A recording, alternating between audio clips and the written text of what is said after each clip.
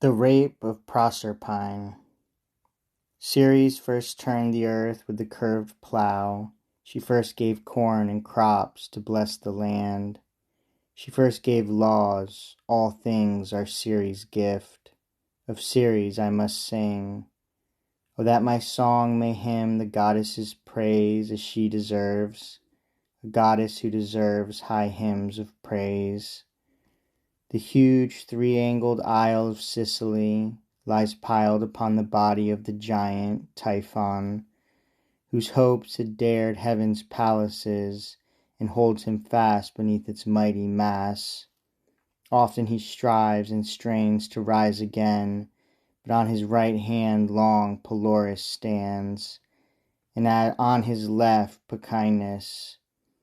Lilybaeum crushes his legs, Aetna weighs down his head, where face upturned his fierce throat vomits forth cinders and flames. Often he strains his strength to heave earth's weight aside, to roll away the mountain ranges and the teeming towns.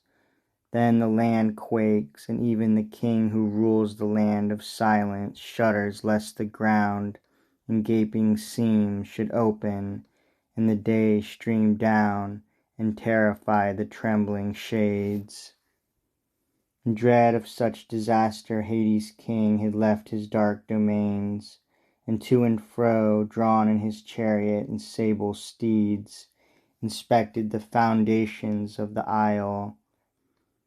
His survey done and no point found to fail, he put his fears aside, when as he roamed, Venus of Eryx from her mountain throne saw him and clasped her swift-winged son and said, Cupid, my child, my warrior, my power, take those sure shafts with which you conquer all, and shoot your speedy arrows to the heart of the great god, to whom the last lot fell when the three realms were drawn.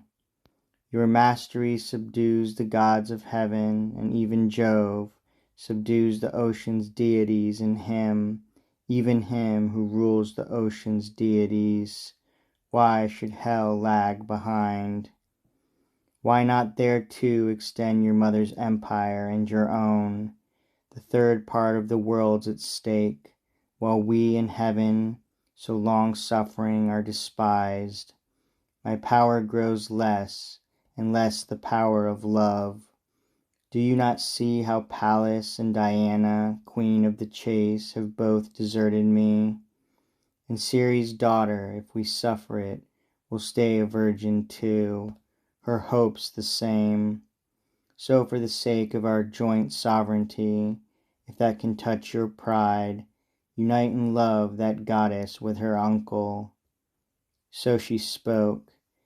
Then Cupid, guided by his mother, opened his quiver, and of all his 1,000 arrows selected one, the sharpest and the surest, the arrow most obedient to the bow, and bent the pliant horn against his knee, and shot the barbed shaft deep in Pluto's heart.